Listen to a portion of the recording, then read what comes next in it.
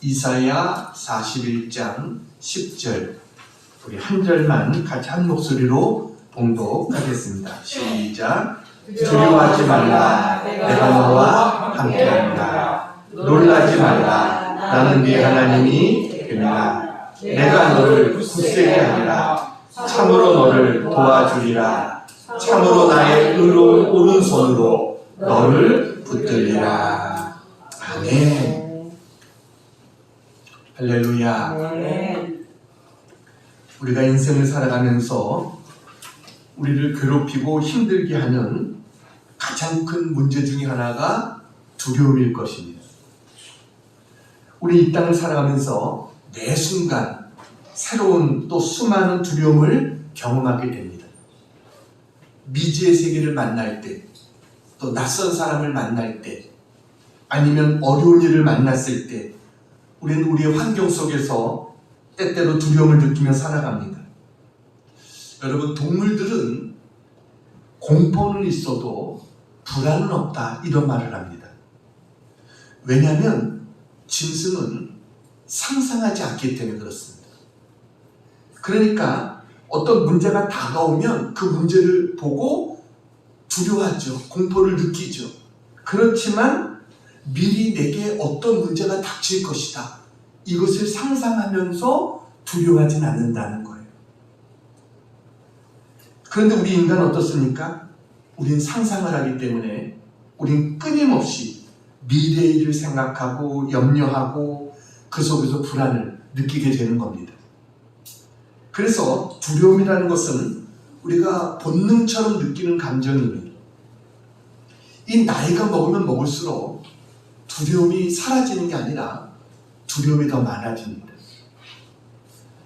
사실 우리는 표현하지 않지만 수많은 두려운 감정 속에 하루하루를 살아가고 있습니다.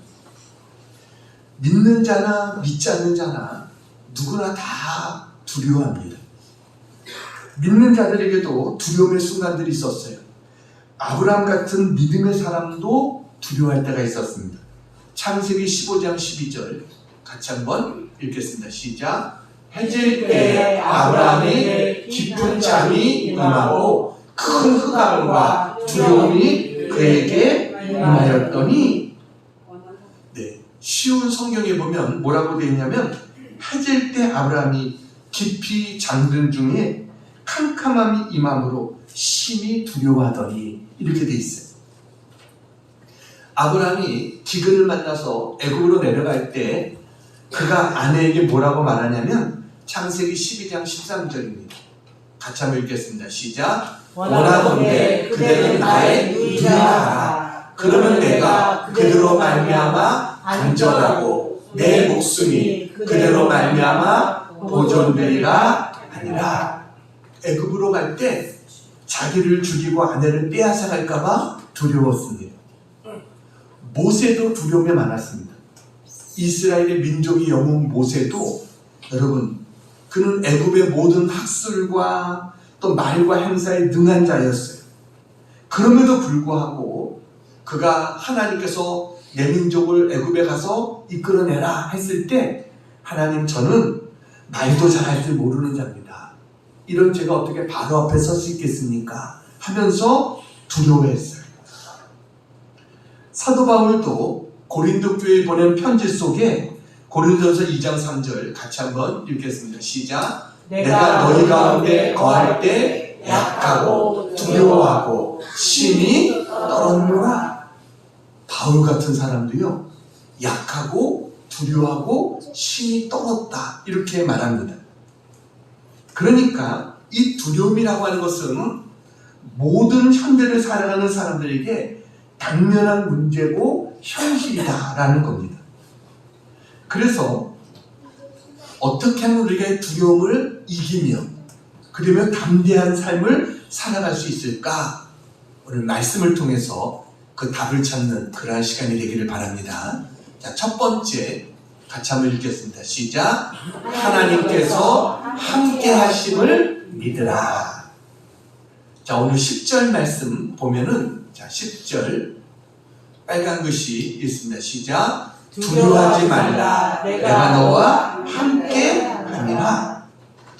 성경에 보면 두려워하지 말라는 말이 많이 나옵니다. 근데 하나님께서는 두려워하지 말라 하면서 그냥 두려워하지 말라는 게 아니라 언제나 약속의 말씀을 같이 주셨어요. 그게 뭐냐면 내가 너와 함께 하겠다. 이게 하나님의 약속이에요. 그러니까 우리가 두려움을 없앨 수 있는 첫 번째 비결이 뭐냐? 그거는 바로 하나님이 나와 함께 한다. 이거를 깨닫는 거예요. 이게 첫 번째 비결인 것입니다. 두려움이 뭡니까? 두려움은 우리의 마음속에서 일어나는 어떤 무서운 감정, 이게 두려움입니다. 근데 이 두려움이 언제부터 생겼어요? 성경에 보니까 두려움이라는 단어가 첫 번째 나오는 게 창세기 3장 10절입니다. 같이 한번 읽겠습니다. 시작. 이르되 내가 동산에서 하나님의 소리를 듣고 내가 벌거벗었으므로 두려워하여 숨었나이다. 아담과 하와가 하나님 앞에 불순종하고 선악과를 따먹었어요. 그리고 나서는 나무 뒤에 숨었습니다. 하나님이 부르는 소리를 듣고서 그때 하는 고백이에요. 내가 하나님의 소리를 듣고 두려워서 숨었습니다. 이렇게 이야기를 합니다. 그 이전까지는 아담과 하와에게는 동산에서 두려움이 없었습니다. 그런데 하나님 말씀을 어기고 나니까 두려운 감정이 찾아왔어요. 그래서 이제 하나님의 낯을 피해서 숨게 되는 겁니다. 어떤 꼬마가 엄마와 함께 시장에 장을 보러 갔습니다. 엄마 손을 잡고 이제 시장을 가는 거예요. 가면서 지나가는 강아지도 봅니다. 사람들이 모여서 막 다투는 소리도 듣습니다. 자동차가 빵빵거리는 소리도 듣습니다. 근데 이 꼬마는 하나도 두렵지 않아요. 그러다가 엄마가 너 여기 잠깐만 있어 하고 아이를 혼자 두고 잠깐 어디를 다니러 갔습니다. 그랬더니 이 아이가 어떻게 돼요? 갑자기 두려운 마음이 몰려오는 겁니다. 다가오는 강아지도 무섭고 경적을 울리면서 오는 자동차도 두렵고 인상을 쓰며 소리 지르는 아저씨들도 무섭고 그래서 이 아이가 엄마 하면서 울어버리는 거예요. 여러분, 두려움의 원인은 외부에 있는 것이 아니라 내부에 있는 것입니다. 그래서 하나님이 나와 함께 하신다. 이 확신이 생기면 우리는 두려움이 사라집니다. 그런데 하나님과 떨어질 때 나 혼자다. 이때 두려움이 찾아오는 거예요. 엘리야 같은 사람도 나만 혼자 남았습니다. 광야에서 그럴 때 엄청난 두려움이 그에게 몰려오게 됐어요. 여러분, 두려움이라는 것이 뭡니까? 하나님을 떠났을 때 우리에게 찾아오는 감정이 두려움이다. 이것을 우리가 알아야 됩니다. 그런데 두려움은 사실 실제처럼 보이는 거짓 증거일 경우가 많습니다. 실제 나에게 위협을 줄 수 있는 게 아닌데도 나에게 상상만으로도 나에게 겁을 주고 두려움을 주는 이런 경우들이 많아요. 이스라엘 병사들이 골리앗 앞에서 두려움을 느꼈습니다. 그것은 뭐예요? 저 골리앗이 나를 죽일 수도 있다. 이런 두려움입니다. 그런데 다윗은 달랐어요. 다윗은 하나님이 나와 함께 하신다. 이 확신이 있었어요. 그러니까 저 골리앗이 아무리 크고 무서워 보여도 나를 해칠 수 없어. 이 확신이 있으니까 다윗은 두려워하지 않고 물맷돌만 들고도 골리앗 앞으로 나아갑니다. 여러분, 이게 믿음인 거예요. 하나님이 나와 함께 하신다. 마태복음 10장 29절과 31절, 29절부터 31절 같이 한번 읽겠습니다. 시작. 참새 두 마리가 한 아싸리 오래 팔리지 않느냐? 그러나 너희 아버지께서 허락하지 아니하시면 그 하나도 땅에 떨어지지 아니하리라. 30절. 너희에게는 머리털까지 다 세신 바 되었나니 두려워하지 말라. 너희는 많은 참새보다 귀하니라. 하나님께서 그 하찮아 보이는 참새까지도 저렇게 지키고 보호하시는데 하물며 하나님의 자녀인 너희들을 하나님이 그냥 내버려 두시겠느냐 라는 거예요. 그러니까 하나님께서 우리에게 두려워하지 말라라고 말씀하십니다. 그런데 여러분, 이 말씀이 그러면 두려운 감정까지 느끼지 말라? 그 말씀이 아닙니다.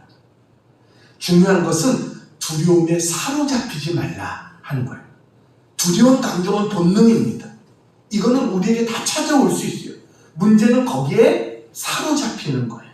이게 문제인 거예요. 두려운 감정이 올 때 그것을 하나님이 나와 함께 하신다, 이것을 생각하고 극복하라는 것입니다.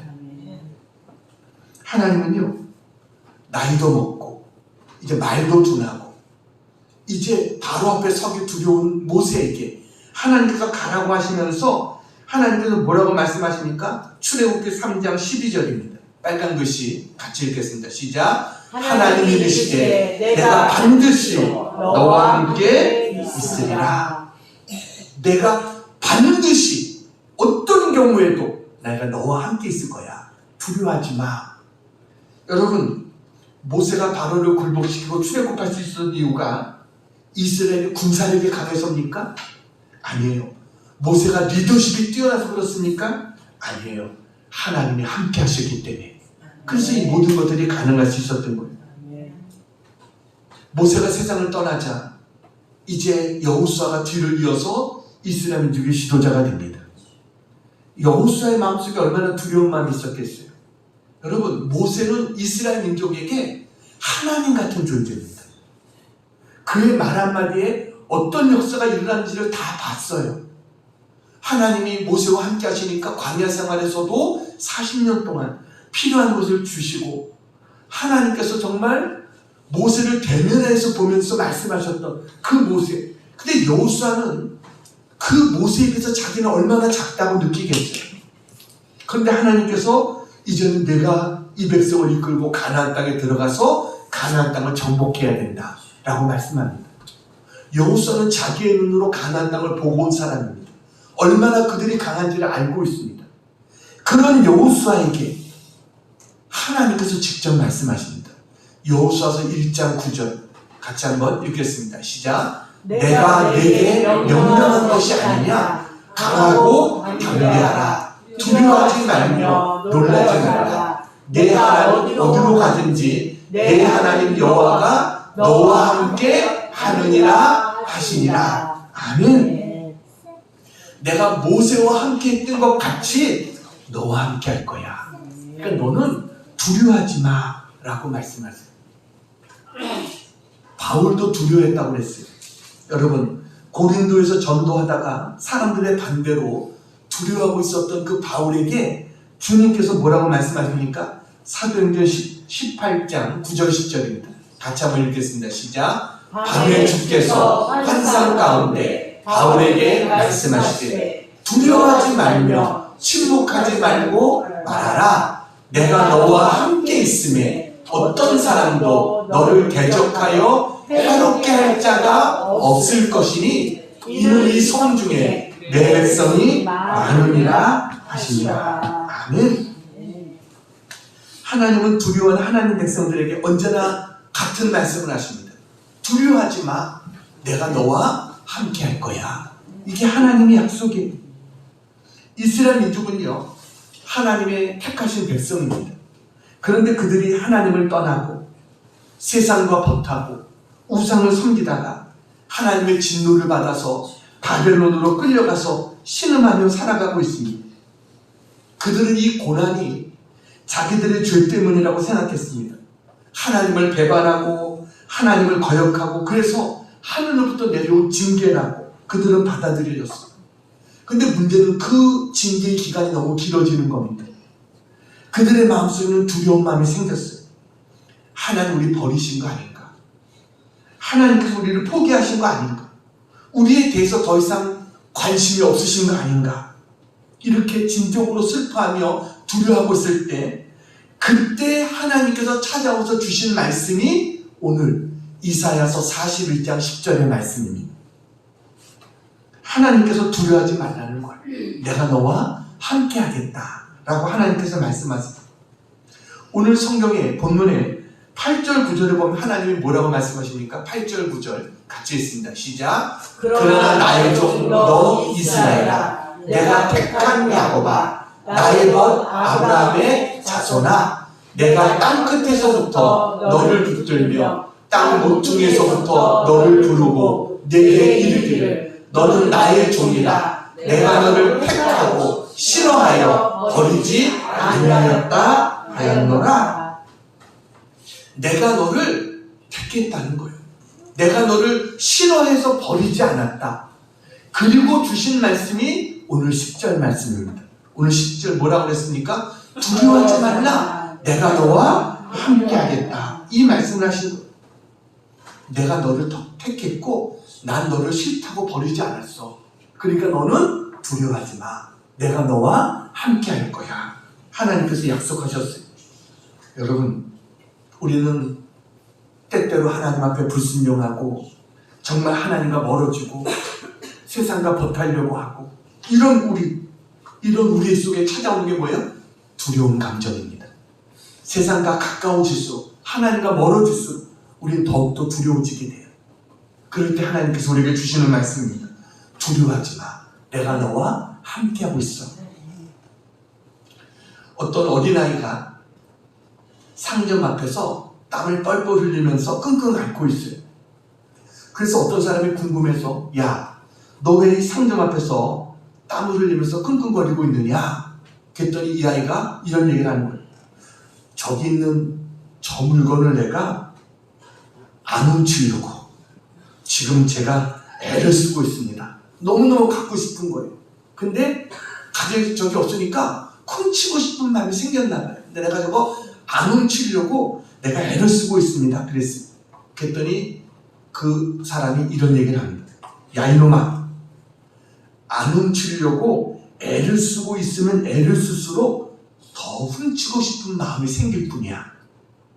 어서 당장 이 자리를 떠나. 이렇게 이야기했어요.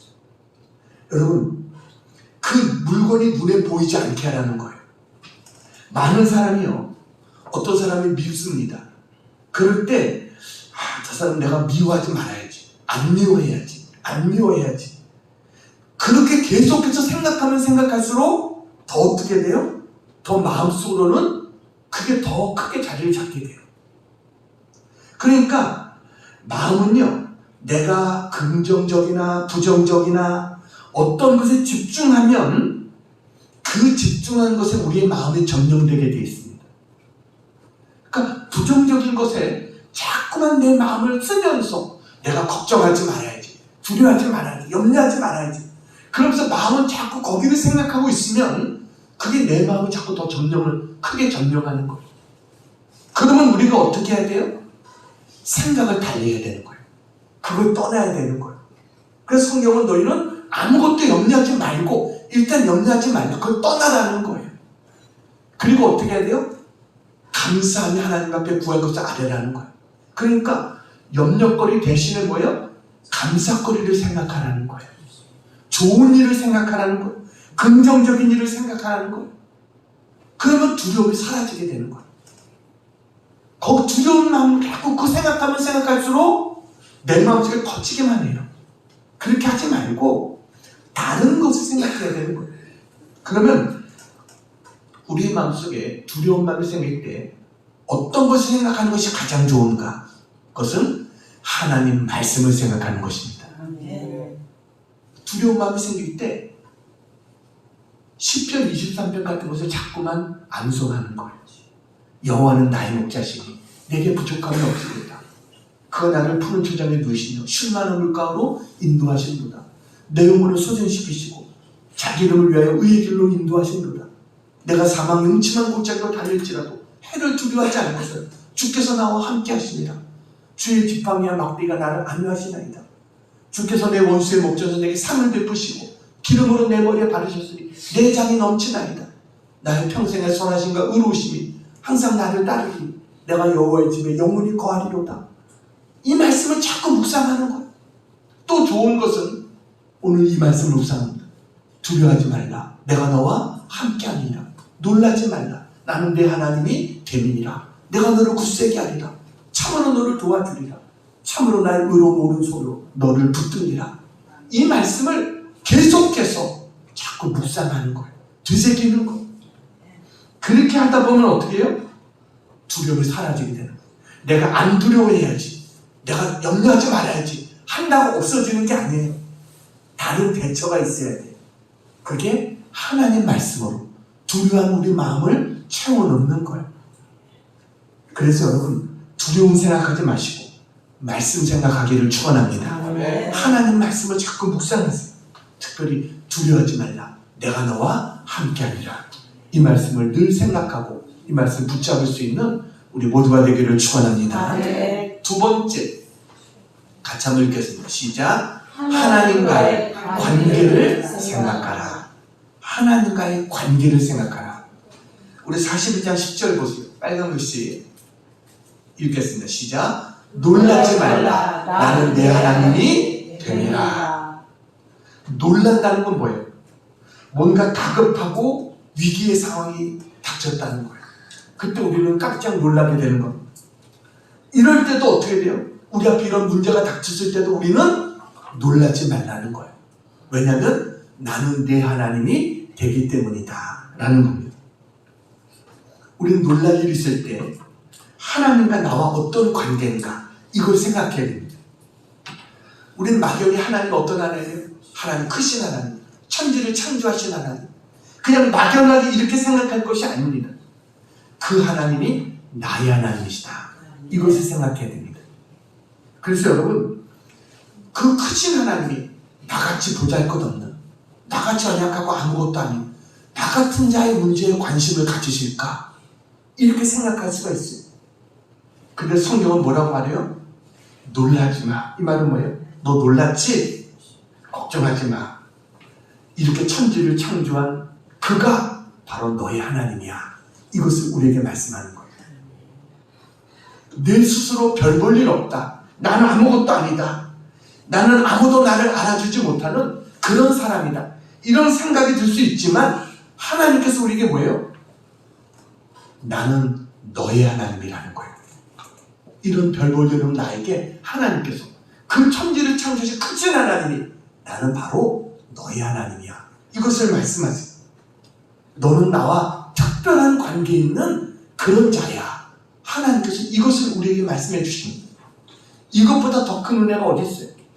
그래서 41장 9절에 뭐라고 말합니까? 41장 9절 같이 읽습니다. 시작. 내가 땅 끝에서부터 너를 붙들며 땅 모퉁이에서부터 너를 부르고 내게 이르기를 너는 나의 종이라. 내가 너를 택하고 싫어하여 버리지 아니하였다 하였노라.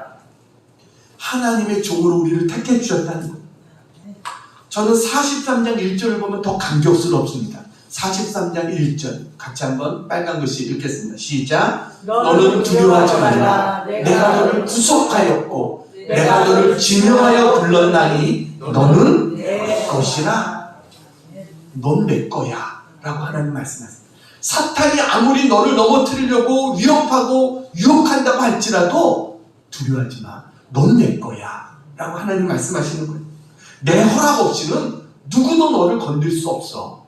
이게 하나님의 말씀이에요. 여러분, 그 크신 하나님이 바로 나의 하나님이다, 이거를 잊어서는 안 된다라는 거예요. 이것처럼 큰 은혜가 우리에게 어디 있겠어요? 사진 하나 보여드리겠습니다. 네, 사진 제목이 뭐예요? 할머니 의사 청진기를 놓다, 이런 책이 있습니다. 저분은 홀트 아동병원의 원장으로 있었던 조병국 박사님입니다. 여자분이 조병국이라는 박사님이십니다. 이분이 50년 동안 홀트 아동병원에서 어린아이들을 진찰하고 돌본 바로 그런 분입니다. 그래서 홀트 아동병원이 어떤 곳이에요? 홀트 아동복지관 우리가 잘 알죠. 우리나라의 아이들을 입양시켜주는 그런 역할을 하는 그런 곳입니다. 그러니까 다른 곳에 입양하기 전에 이 아이들을 다 치료해 주는 거예요. 이 병원에서 다 돌보고 치료해주고, 그리고 이제 다른 곳으로 이제 입양을 보내는 이와 같은 일을 한 겁니다. 그래서 이분의 저 책에 보면 감동적인 이야기가 많습니다. 그 중에 한 가지 이야기를 말씀드리면 1980년 중반쯤에 어떤 한 대학 교수 가정에 문제가 생겼어요. 부부가 서로 크게 다투고 이혼하게 됐습니다. 그 부인이 충격을 받고 2살 난 어린애를 데리고 기차가 오는 가운데 던졌어요. 자기 몸을. 운전수가 그것을 보고 급하게 브레이크를 밟았지만 그래도 사고가 났습니다.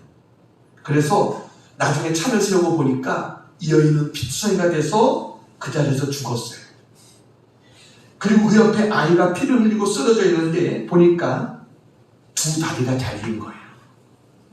근데 아직 숨은 붙어 있어요. 그래가지고 이 아이를 데리고 병원으로 온 겁니다. 여러분, 왜 자기 자식까지 그렇게 만들고 죽는 그런 선택을 해야 되는지 너무 안타까운 거죠. 정말 힘들고 어려워도 마음을 붙잡고 이 아이를 위해서라도 내가 잘 살아야지 이렇게 해야 되는데 그렇게 하지 못한 거예요. 그러니까 이 아이는 아버지는 있잖아요. 근데 문제는 아빠도 자기 자식 그것을 포기하는 거예요. 아이가 2 다리가 다 잘려버렸으니까 아빠도 내 자식이라고 하는 것을 포기해버렸어요. 그리고 홀트 아동병원에 보냈어요. 수술을 해서 아이를 겨우 살려놨는데 근데 문제는 이 2 다리가 없는 이 아이를 누가 입양합니까? 그래서 걱정을 한 거예요. 차라리 그 자리에서 세상을 떠났으면 고생을 덜 할 텐데 이런 생각도 들었대요. 그래서 입양할 사람을 찾았습니다. 그랬더니 미국에서 금방 연락이 왔답니다. 그것은 그 아이를 제가 입양하겠습니다 라는 연락이었어요. 그래서 다시 확인했습니다. 이 아이가 2 다리가 없는데 그래도 입양하시겠습니까? 그랬더니 네, 입양하겠습니다. 그래서 그 아이를 입양시킨 거예요. 그 부모는 양부모님이죠. 이 아이를 극진한 사랑으로 잘 키웠어요. 그 2살 난 아이에게 의족을 만들어서 해주고 그래가지고 2년 후에 사진이 왔는데 이 아이가 의족을 하고 활짝 웃는 그런 사진이 홀트 아동병원에 왔습니다. 그야말로 미소를 띠고 있는 그 아이의 모습을 보니까 얼마나 다행스럽고 얼마나 감사한지. 그리고 10년이 지나서 또 사진이 왔는데 그때는 이 아이가 롤러스케이트를 타고 있는 그런 모습의 사진이 왔다는 거예요. 그러면서 얼굴에 환한 미소를 띠고 있는 이 아이의 모습이 사진으로 왔어요. 보통 사람 같으면 2 다리가 없으면 정말 절망하고 좌절하고 탄식하면서 그야말로 어려운 인생을 살았을 텐데 이 아이는 그렇지 않았어요. 오히려 꿈을 가지고 희망을 가지고 믿음으로 일어섰어요. 왜요? 좋은 부모를 만났기 때문입니다. 여러분, 우리에게는 더 좋은 부모가 계십니다. 하나님 우리 아버지이신 것을 믿으시기 바랍니다. 그 하나님께서 놀라지 마. 나는 네 하나님이 됨이라. 우리에게 말씀하세요. 어떤 상황 가운데서도 하나님은 합력하여 서로 이루어주시는 그런 좋으신 하나님이신 것을 믿으시기 바랍니다. 우리의 상황을 역전시켜 주시는 분이 하나님이세요. 이 하나님을 믿고 놀라지 말라. 언제나 놀라지 않는 우리 모두가 되기를 축원합니다. 자, 3번째 같이 있습니다. 시작. 하나님의 약속을 믿으라. 하나님의 약속을 믿어야 됩니다. 그럴 때 두려움이 사라집니다. 오늘 이사야서 41장 10절 말씀에 보면 하나님 약속이 3가지가 또 등장합니다. 첫 번째가 뭐예요? 4장 10절에 빨간 글씨 있습니다. 시작. 내가 너를 굳세게 하리라. 하나님 우리를 어떻게 주겠다고요? 굳세게 주시겠다. 약속합니다. 우리는 불안이 다가오면 점점 약해지고 위축됩니다. 이럴 때 우리를 강하게 해주시는 분이 누구예요? 하나님께서 내가 너를 강하게 해줄 거야 라고 말씀하시는 거예요. 내가 너를 굳세게 만들어 줄 거야. 내가 너를 힘있게 만들어 줄 거야. 하나님께서 약속하십니다. 사람이 어려운 문제가 닥치면 어디선가 나를 도와줄 것을 찾죠. 근데 여러분, 우리의 진정한 도움은 사람들은 밖에서 올 거라고 생각해요. 그래서 열심히 밖에를 찾습니다. 근데 여러분, 밖에서 우리의 도움이 오는 게 아닙니다. 우리의 도움은 사실은 밖에서 오는 도움이 될 것 같지만 큰 도움이 못 돼요. 진짜 도움은 우리 안에서 하나님이 도와주셔야 될 줄로 믿습니다. 그게 진짜 도움인 거예요. 그래서 하나님께서 내가 너를 굳세게 주겠다.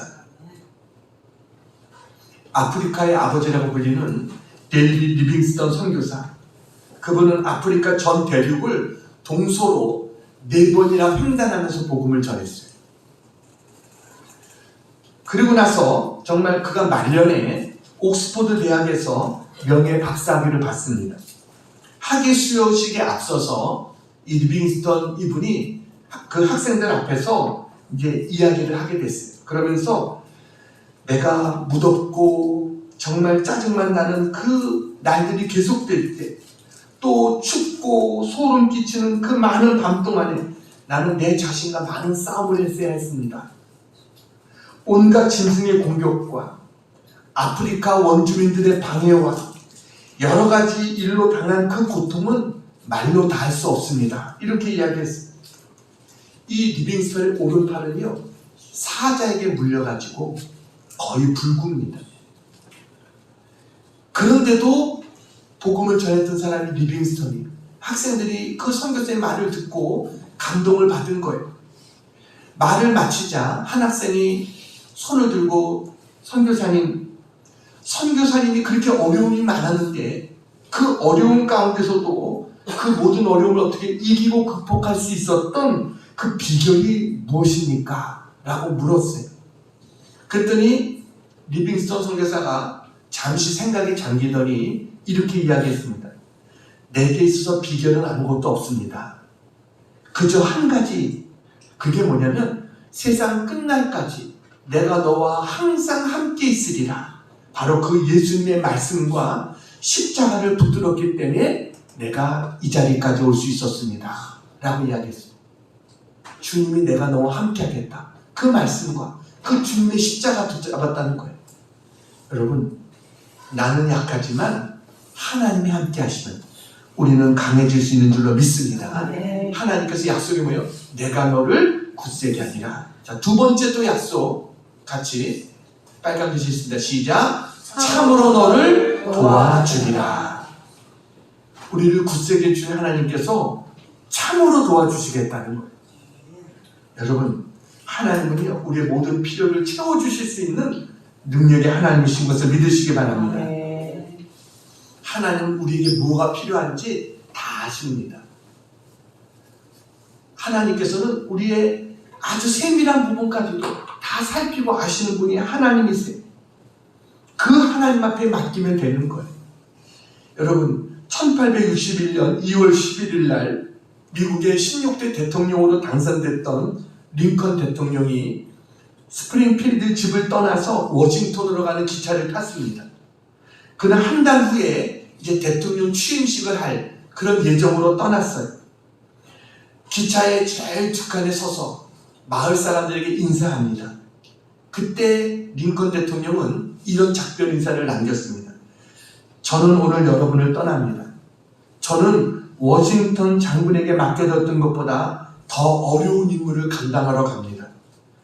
그분을 인도하셨던 하나님이 저를 도우셔야 합니다. 그러나 하나님이 저를 도우신다면 저는 결코 실패하지 않을 것입니다. 이렇게 이야기했어요. 하나님이 나를 도와주시면 난 실패하지 않습니다. 라고 말했어요. 여러분, 하나님이 도와주시면 여러분, 세상의 어떤 도움과도 비교할 수 없는 도움이 하나님의 도움인 줄로 믿습니다. 하나님이 참으로 너를 도와주리라 약속하고 있어요. 자, 세 번째 하나님 약속이 뭡니까? 세 번째, 시작. 참으로 나의 의로운 오른손으로 너를 붙들리라. 참으로 나의 의로운 오른손으로 너를 붙들리라. 여러분, 왜 주님의 손이 의롭습니까? 주님의 손은요, 우리의 모든 죄를 담당하고 십자가에서 피 흘리셨던 그 손이 주님의 손이에요. 그래서 주님의 손은 의로운 손이에요. 우리의 죄의 삭을 지불한 손입니다. 주님은 이 깨끗한 의의 손으로 우리를 붙잡아 주시겠다는 거예요. 다시 말하면 우리가 잘못하고 부족한 것이 있어도 용서해 주시겠다는 거예요. 이게 주님의 의로운 손이에요. 또 하나님의 뭐예요? 오른손으로 너를 붙들 것이다 라고 그랬어요. 오른손 할 때는요, 하나님의 전능하심, 하나님의 능력, 하나님의 권능을 나타내는 겁니다. 출애굽기 15장 6절입니다. 같이 한번 읽겠습니다. 시작. 여호와여 주의 오른손이 권능으로 영광을 나타내시니이다. 여호와여 주의 오른손이 원수를 부수니이다. 여러분, 하나님의 손은 의로운 손이에요. 권능의 손이에요. 원수를 부수시는 손이에요. 하나님의 손은 능력이 되신다는 거예요. 시편 20편 6절입니다. 시편 20편 6절 시작. 여호와께서 자기에게 기름 부음 받은 자를 구원하시는 줄 이제 내가 아노니 그의 오른손에 구원하는 힘으로 그의 거룩한 하늘에서 그에게 응답하시리로다. 하나님은 뭐예요? 오른손으로 우리를 구원하시겠다라고 말씀하십니다. 이 이사야서 40장 10절에 나의 의로운 오른손으로 너를 붙들리라. 할렐루야. 하나님이 붙들어 주시면 우리는 두려워할 것이 없습니다. 낙심할 것이 없습니다. 왜냐하면 모든 마귀를 물리치고 하나님께서 십자가의 능력으로 우리를 구원하시고 우리를 인도해 주실 것이기 때문에 우리는 아무것도 두려워할 것이 없는 줄로 믿습니다. 이제 한 가지 이야기하고 마치려고 합니다. 미국의 시카고는 눈이 많은 지역입니다. 그곳에서 유명한 그 무디 목사님이 평생 사역을 했습니다. 근데 어느 날 아주 눈이 많이 오는 날이었는데 어린 아들과 함께 집을 나섰어요. 그때 목사님이 그럽니다. 얘야, 길이 미끄러우니까 내가 손잡아 줄게 라고 이야기했어요. 그랬더니 이 어린 아들이 그러는 거예요. 아니 아빠, 새끼손가락만 줘. 새끼손가락만 달라는 거예요. 그러니까 아빠가 그래. 야, 그럼 넘어져. 근데 아니야, 괜찮아. 아빠 새끼손가락만 줘. 그래서 아빠 새끼손가락을 잡고 가는 거예요. 근데 가다가 미끄러가지고 꽈당하고 넘어집니다. 그래서 아빠가 그랬어요. 야, 내가 뭐라고 그랬느냐? 그랬더니 이 아이가 아니 괜찮아. 아빠 새끼손가락만 줘. 또 아빠 새끼손가락을 잡고 가다가 또 미끄러져서 꽈당하고 넘어졌어요. 아빠가 뭐라고 그래요? 아빠가 이제 봐. 내 말도 넘어졌지? 근데 아빠가 그 아이의 손을 딱 잡아줬어요. 이제 아이도 아빠에게 자기 손을 맡긴 거예요. 아빠가 잡으니까 가다가 미끄러지면 어떻게 해요? 아빠가 번쩍 드니까 또 괜찮고 가다가 또 딱 미끄러지면 또 번쩍 드니까 괜찮고. 여러분, 하나님의 오른손으로 우리를 붙잡아 주셔야 됩니다. 그럼 넘어질 것 같지만 안 넘어지는 거예요. 이게 하나님 우리에게 주신 말씀입니다. 시편 41편 10절 이 말씀은요, 전 세계 그리스도인들이 가장 좋아하는 말씀입니다. 성경에 앱이 있잖아요. 성경 말씀 앱. 그 앱 중에서 전 세계 사람들 평균을 내보니까 가장 많이 찾아본 구절, 그게 바로 시편 41편 10절이라는 거예요. 세계의 사람들이 그만큼 두려움이 많다는 거예요. 많은 사람들이 모두가 다 그렇게 두려움을 느끼고 있고, 그런 가운데서도 이 말씀이 그렇게 힘이 되는 말씀이구나 라는 것을 이야기해 주는 겁니다. 제가 코로나 생겼을 때 수술 받으러 제가 병원에 들어갔을 때 그때 저에게 가장 힘이 되었던 구절도 이 구절이었습니다. 그래서 제가 10시간 이상 수술을 받으러 들어가면서 계속해서 제가 암송하고 되새기고 했던 구절, 몇 가지 성경 구절들이 있어요. 그 말씀이 두려움을 물리치게 하고 그 말씀이 힘을 줬던 거예요. 이 말씀은 그래서 저에게는 생명의 교훈과 같은 그런 말씀입니다. 여러분, 우리에게는 뭐예요? 하나님의 위로와 힘이 있는 것을 믿으시기 바랍니다. 세상의 것들 별거 아닙니다. 대단한 것 같아도 먼지처럼 가벼운 것입니다. 우리가 붙잡아야 될 것은 하나님 말씀이고 하나님의 손을 붙잡는 것입니다. 하나님의 의로운 오른손 나를 붙잡아 주셔야 우리가 두려워하지 않고 흔들리지 않게 되는 거예요. 여러분, 하나님께서 오늘 우리들에게 약속하십니다. 바벨론 포로 생활하고 있는 이스라엘 백성에게 주셨던 그 말씀, 너희들이 그렇게 내 말씀에 불순종해서 어렵고 힘든 시간을 보냈지만, 그렇지만 두려워하지 마. 그래도 내가 너를 택하고 내가 너를 싫어하다고 버리지 않았어. 내가 너와 함께하고 있어. 나는 내 하나님이 될 거야. 내가 너를 굳세게 하고 참으로 도와주고 의로운 오른손 너를 붙들 거야. 언제나 이 약속의 말씀을 붙잡고 나가는 우리 모두가 되기를 주님의 이름으로 축원합니다. 기도하겠습니다. 두려워하지 말라. 내가 너와 함께함이라. 놀라지 말라. 나는 네 하나님이 됨이니라. 내가 너를 굳세게 하리라. 참으로 너를 도와주리라. 참으로 나의 의로운 오른손으로 너를 붙들리라. 하나님 아버지 감사합니다. 오늘도 우리에게 오셔서 두려워하지 말라 말씀하시고 함께 하시겠다고 약속하신 주님의 그 은혜와 사랑을 감사합니다. 우리의 두려움의 모든 문제를 주님께 맡깁니다. 성령의 인도함을 따라 살아가는 믿음의 종들이 되게 해 주시옵소서. 하나님 이 시간 하나님의 손이 우리에게 임하기를 원합니다. 참으로 의로운 나의 오른손으로 너를 붙들리라. 하나님, 하나님의 손으로 어루만져 주시옵소서. 저희를 굳세게 하여 주시옵소서. 도와주시옵소서. 하나님, 모든 것이 합력하여 선으로 바꾸시는 하나님의 손길을 믿습니다. 그 하나님의 손을 붙잡고 언제나 살아가기를 원합니다. 저들을 도와주시옵소서.